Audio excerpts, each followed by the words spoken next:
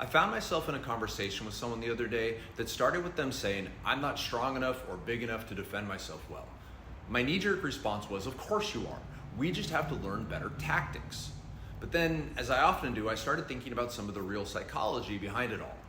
I've known a lot of people in my life who could absolutely destroy me in the ring or on the grappling mat. But I wouldn't trust them to have my back in real life.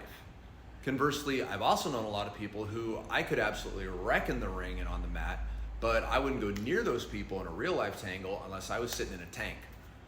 There's a lot of talking in Krav Maga about intensity, and I think that kind of misses the mark because it's hard to define for many, and if we can't define it, then it's very hard to manifest, very hard to do. It's not about intensity, it's about intent. And some may think I'm playing with semantics. It's an important distinction still. Too often people confuse intensity and anger. Anger can be empowering, but it's reactive. We don't make good decisions when we're angry.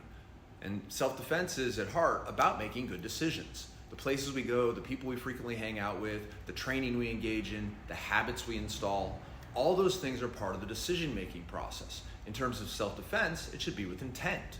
We do things with intent in training, in life, and defending ourselves. We want to live purposefully, not reactively.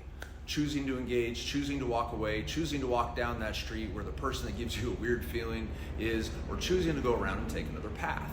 These are decisions that we might not make well if our emotions are in control, or if our monkey brain is active.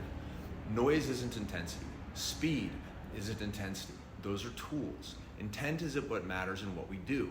It's not about anger, it's about indignance. I'm not thinking, I'm so mad, I'm gonna go, I'm gonna fight. I'm thinking, how dare you put me in this situation?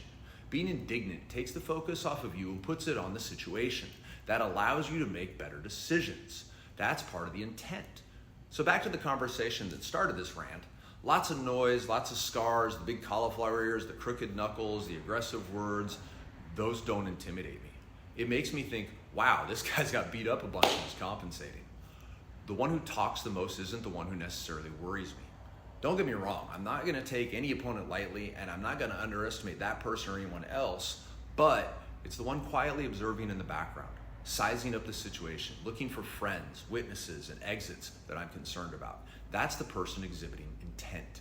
In Krav Maga, we need to train with intent behind everything we do. Our intent is to stay safe.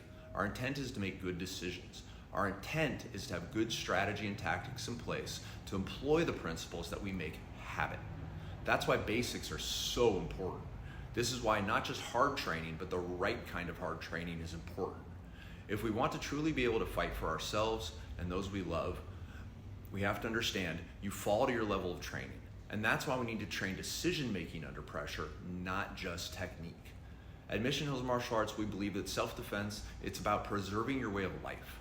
Whatever that means to you, do it with intent.